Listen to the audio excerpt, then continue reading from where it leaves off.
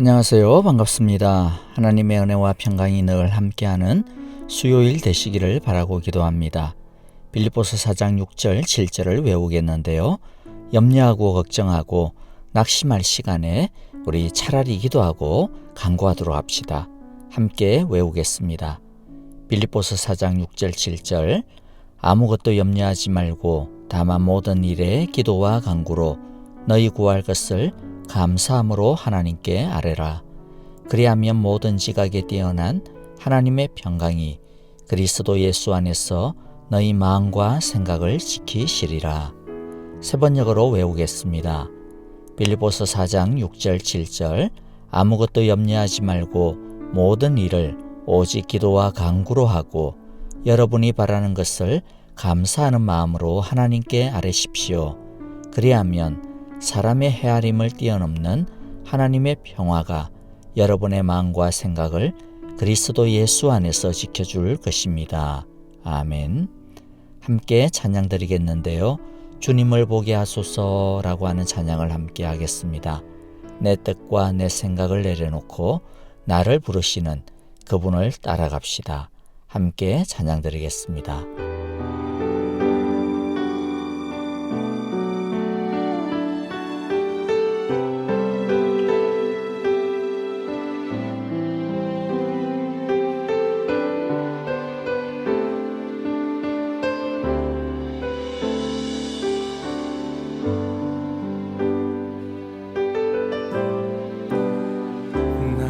주님께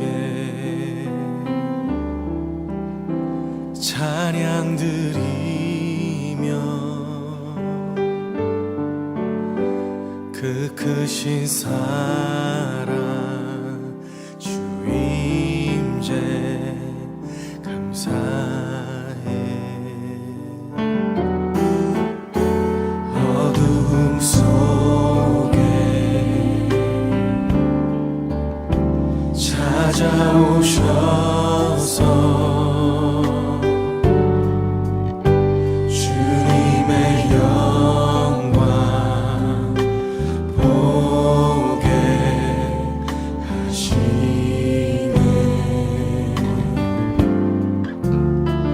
의심하는 나를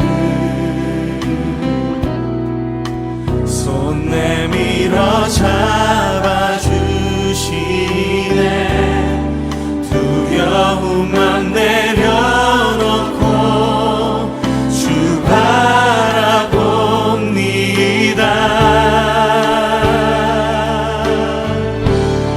주님을 보게 하소서. 나를 붙드소서. 내 뜻과 생각 내려놓고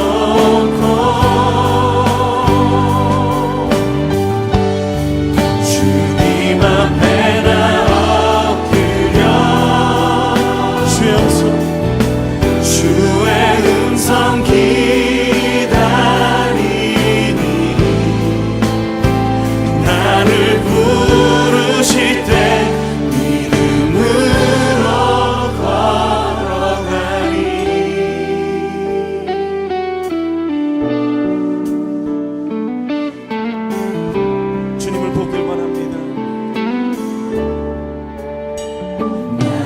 주님께 찬양 드리며 그 크신 사랑 주 임재 감사해. 어둠 속에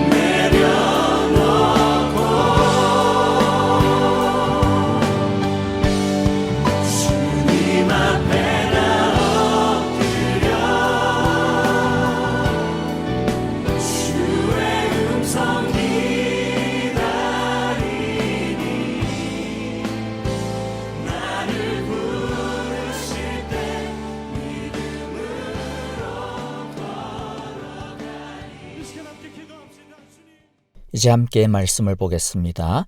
로마서 9장 1절부터 13절입니다. 1절 제가 읽습니다. 나는 그리스도 안에서 참말을 하고 거짓말을 하지 않습니다. 내 양심이 성령을 힘입어서 이것을 증언하여 줍니다. 나에게는 큰 슬픔이 있고 내 마음에는 끊임없는 고통이 있습니다. 나는 육신으로 내 동족인 내 결애를 위하는 일이면 내가 저주를 받아서 그리스도에게서 끊어질지라도 달게 받겠습니다. 내 동족은 이스라엘 백성입니다. 그들에게는 하나님의 자녀로서의 신분이 있고 하나님을 모시는 영광이 있고 하나님과 맺은 언약들이 있고 율법이 있고 예배가 있고 하나님의 약속들이 있습니다. 족장들은 그들의 조상이요 그리스도도 육신으로는 그들에게서 태어나셨습니다. 그는 만물 위에 계시며 영원토록 찬송을 받으실 하나님이십니다. 아멘. 그러나 하나님의 약속이 패했다고는 할 수 없습니다. 이스라엘에게서 태어난 사람이라고 해서 다 이스라엘 사람이 아니고 아브라함의 자손이라고 해서 다 그의 자녀가 아닙니다. 다만 이삭에게서 태어난 사람만을 너의 자손이라고 부르겠다 하셨습니다. 이것은 곧 육신의 자녀가 하나님의 자녀가 되는 것이 아니라 약속의 자녀가 참 자손으로 여겨지리라는 것을 뜻합니다. 그 약속의 말씀은 내년에 내가 다시 올 때쯤에는 사라에게 아들이 있을 것이다 한 것입니다. 그뿐만 아니라 리브가도 우리 조상 이삭 한 사람에게서 쌍둥이 아들을 수태하였는데 그들이 태어나기도 전에 무슨 선이나 악을 행하기도 전에 택하심이라는 원리를 따라 세우신 하나님의 계획이 살아있게 하시려고 또 이러한 일이 사람의 행위에 근거하는 것이 아니라 부르시는 분께 달려있음을 나타내시려고 하나님께서 리브가에게 말씀하시기를 형이 동생을 섬길 것이다 하셨습니다. 이것은 성경에 기록한 바 내가 야곱을 사랑하고 에서를 미워하였다 한 것과 같습니다. 아멘. 로마서 1장에서 8장까지는 우리가 이미 살펴본 것처럼 우리가 어떻게 의롭다 함을 받았는지 그리고 하나님이 어렵게 하신 자기 백성들을 어떻게 위하고 있는지 즉 구원론에 관한 내용, 즉 어떻게 구원을 받는가라고 하는 내용이었습니다. 그러면 당연히 뒤따르는 주제는 그러면 어렵게 된 우리가 의로운 백성으로 어떻게 살아야 하는가에 대한 내용입니다. 구원받은 삶의 실천적인 내용인데 그것은 12장부터 16장에서 다루어지게 될 것입니다. 그러면 도대체 중간에 있는 이 9장부터 11장의 내용은 어떤 주제를 담고 있길래 바울이 바쁜 발걸음을 멈추었을까요? 바울에게는 아직 해결해야 할 문제들이 남아 있습니다. 이 문제들은 유대인과 관계가 되어 있습니다. 질문은 이런 것들입니다. 하나님이 옛적에 분명히 이스라엘을 당신의 백성으로 삼겠다라고 선택하셨고 또 언약도 맺으셨고 율법도 주셨고 메시아도 이스라엘을 통해서 주셨는데 그런데 왜 많은 이스라엘 사람들은 아직 예수님을 거부하고 있는가라는 것입니다. 그러면 이스라엘을 선택하신 하나님의 그 계획은 실패한 것인가? 그렇다면 하나님의 약속과 능력, 긍휼이 잘못된 것인가? 또 그렇다면 앞으로도 실패할 수 있다라는 말이 아닐까? 자, 이것은 당시 초대교회에게는 굉장히 중요한 이슈였습니다. 바울 당시 초대교회만 해도 유대인이었다가 그리스도인이 되는 즉 유대 기독교인이 많았습니다. 그들도 당연히 그런 고민이 있었을 것입니다. 나는 예수님을 믿는데 왜 다른 많은 유대인들은 예수님을 거부할까? 그들도 이스라엘 사람이고 하나님의 택함받은 민족인데 왜 저들은 예수님을 거부할까? 이스라엘을 향한 하나님의 언약은 어떻게 되는 것일까? 나는 믿는데 저들은 왜? 저들은 어떻게 될까? 이것은 유대 기독교인들만의 고민만이 아니었습니다. 이방인이었다가 그리스도인이 된 사람들도 의아하기는 마찬가지였습니다. 그러므로 이 주제는 당시에 굉장한 핫 이슈였고 절대로 피할 수 없는, 아니 반드시 해결하고 넘어가야 하는 이슈였던 것입니다. 이 본문을 우리는 2절에서 3절에 바울의 애가 끊어지는 듯한 고통에서 볼 수가 있습니다. 나에게는 큰 슬픔이 있고 내 마음에는 끊임없는 고통이 있습니다. 나는 육신으로 내 동족인 내 결애를 위하는 일이라면 내가 저주를 받아서 그리스도에게서 끊어질지라도 달게 받겠습니다. 바울은 복음을 전하면서 자신의 동족이었던 유대인으로부터 엄청난 핍박과 거절을 당하였습니다. 매질을 당하였고 굶주렸고 비웃음을 당했으며 중상모략을 당하였습니다. 누군가로부터 이러한 수모를 한두 번 정도 당하였어도 아마 아예 쳐다보지도 않았을 것입니다. 그러나 바울은 자기를 그렇게 핍박하고 수모를 준 그 사람들을 위해서 자신이 저주를 받아서 그리스도에게서 끊어진다 하더라도 달게 받겠노라고 간절하게 바라고 있습니다. 이것이 바로 예수님의 마음입니다. 예수님도 이 땅에 오셨으나 자기의 백성이 예수님을 맞아들이지 않았습니다. 거절하였습니다. 조롱하였고 채찍질했고 십자가에 못 박았습니다. 그러나 예수님은 그런 그들을 보면서 목 놓아 통곡하며 탄식하였습니다. 그리고 기꺼이 자신을 십자가에 내어주셨습니다. 우리가 품어야 하는 마음이 이 마음입니다. 측은지심입니다. 바울은 이들이 나중에 하나님께 받을 저주가 어떤 것인지 알았습니다. 그랬기 때문에 그들을 보면서 너무 안타까웠던 것입니다. 우리가 예수님을 거부하는 이 세상을 향하여 품어야 하는 마음은 우월한 마음도 아니고 아이고 잘됐다 꽃이다 하는 마음도 아니고 거부하고 회피하는 마음도 아니고 정죄하고 책망하는 마음도 아닙니다. 불쌍히 여기는 마음, 긍휼히 여기는 마음, 사랑의 마음입니다. 예수님이 우리를 향해 품으신 그 마음을 우리도 믿지 않는 세상을 향하여서 품어야겠습니다. 팬데믹으로 인해 가지고 전도하기가 여간 쉽지 않은 때입니다. 심지어 쉽지 않은 때니까 너무나도 변명할 수 있는 이유가 타당하니까 전도하려고 하는 마음도 느슨해지고 하지 않아도 별로 이렇게 죄책감도 들지 않은 때인 것 같습니다. 이 팬데믹으로 인해 가지고 사탄이 가장 쾌재를 부르는 것이 있다면 이렇게 영혼 구원의 흐름과 열심히 쫙 가라앉아 버리는 것이 아닌가 싶습니다.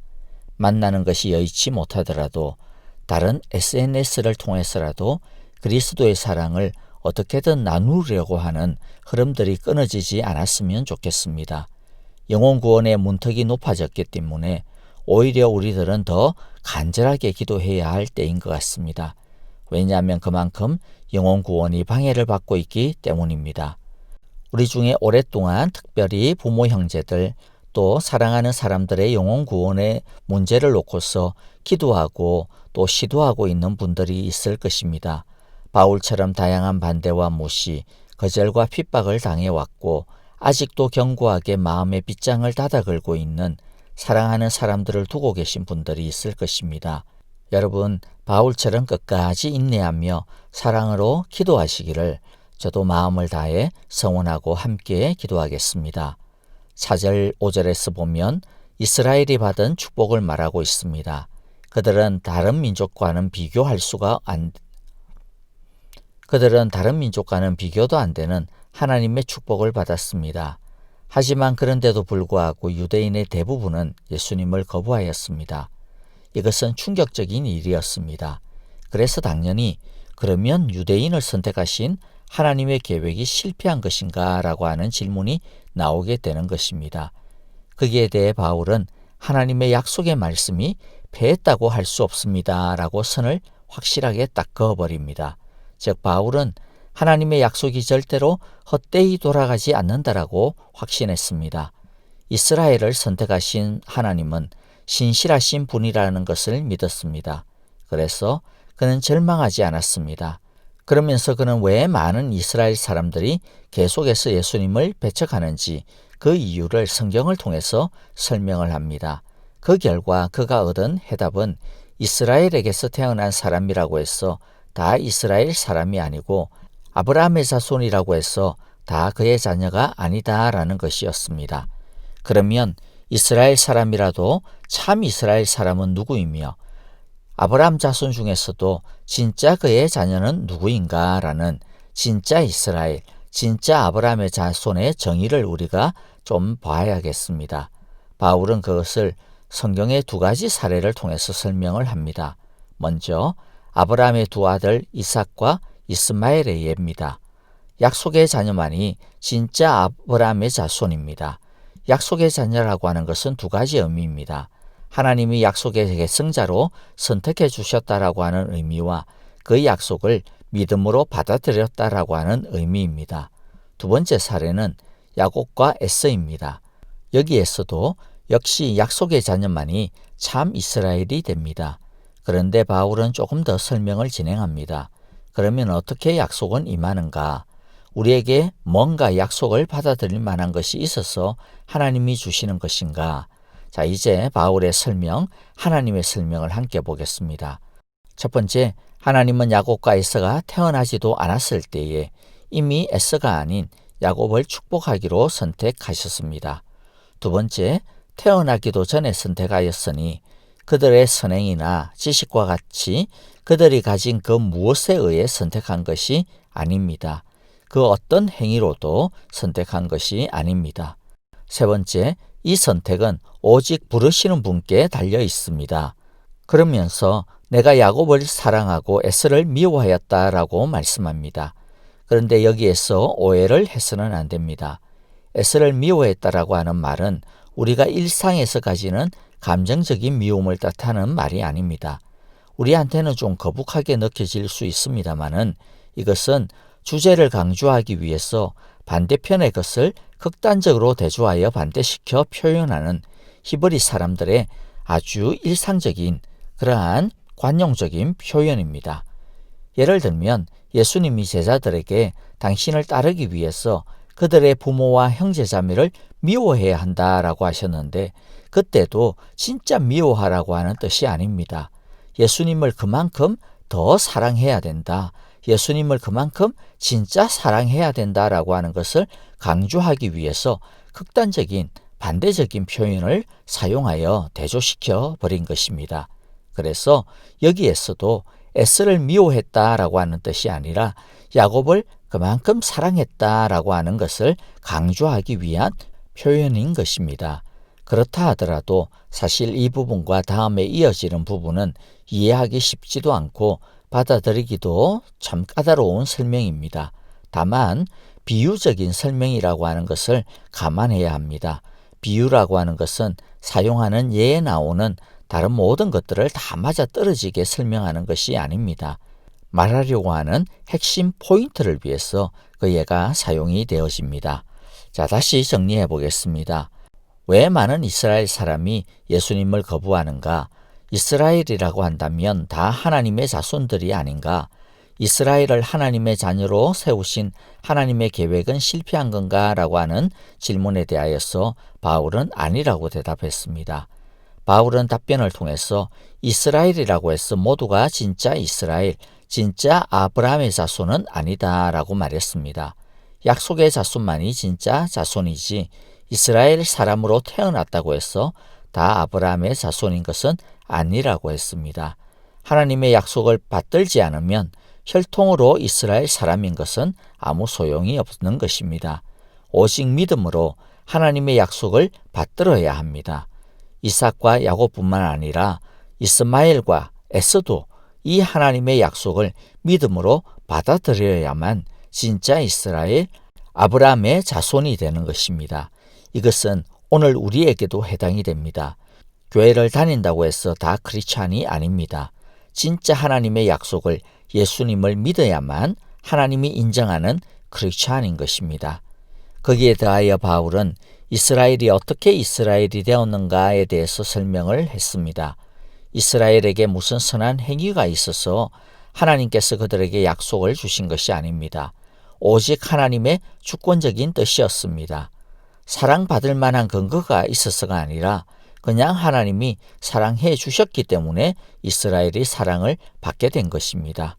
사실 바울의 설명의 방식이 오늘날 우리에게 썩 와닿지 않는 부분도 있을 것입니다. 그것은 우리의 믿음이 잘못되었으라기보다는 그냥 바울과 우리가 워낙 다르기 때문입니다.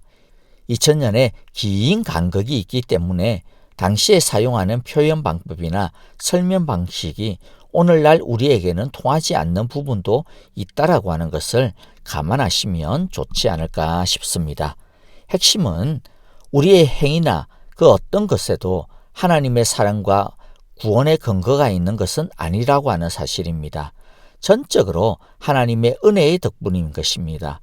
그 은혜가 없으면, 하나님의 택하심의 사랑이 없으면 우리의 믿음마저도 헛된 것일 뿐입니다. 주님의 기도를 드리겠습니다. 하늘에 계신 우리 아버지, 아버지의 이름을 거룩하게 하시며 아버지의 나라가 오게 하시며 아버지의 뜻이 하늘에서와 같이 땅에서도 이루어지게 하소서. 오늘 우리에게 일용할 양식을 주시고 우리가 우리에게 잘못한 사람을 용서하여 준 것 같이 우리 죄를 용서하여 주시고 우리를 시험에 빠지지 않게 하시고 악에서 구하소서. 나라와 권능과 영광이 영원히 아버지의 것입니다. 아멘. 찬양과 더불어 기도하겠습니다. 바울과 같은 영혼 구원에 애끓는 마음을 주소서라고 기도합시다. 우리의 행위에 기인하지 아니하고 전적인 사랑과 선택으로 우리를 구원하여 주신 하나님의 그 구원하심, 사랑하심을 찬양합시다. 감사합시다. 코로나 바이러스로부터 모든 사랑의 교회 가정과 일터, 선교사님과 사역을 안전하게 지켜보아여 주시고 우리 아프신 성도님들 또 우리 돌아보시면서 중보의 기도가 필요하신 형제자매들을 위하여 기도하겠습니다. 하나님의 사랑 안에서 즐겁게 보내시는 수요일이 되시기를 바라고요. 안녕히 계십시오. 감사합니다.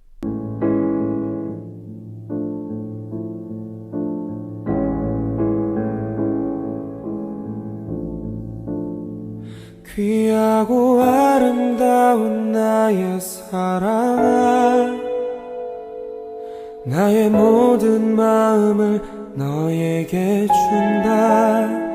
무엇보다 소중한 나의 사랑아, 나의 모든 정성을 너에게 준다.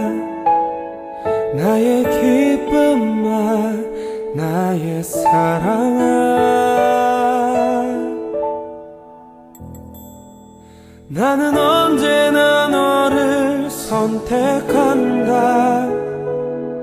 어떤 이가 세상을 다 준다 해도 나는 언제나 너를 선택한다.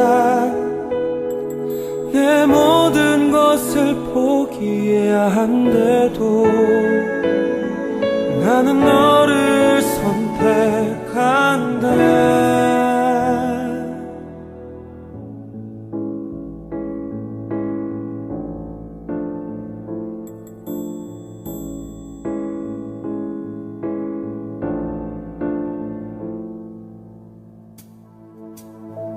어디에 있든지 무엇을 하든지 상관하지 않고 너를 사랑한다. 네가 나를 사랑하지 않아도 상관하지 않고 너를 사랑한다.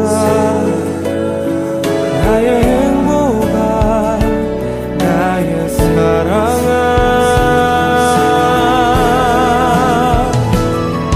나는 언제나 너를 선택한다. 어떤 이가 세상을 다 준다 해도 나는 언제나 너를 선택한다.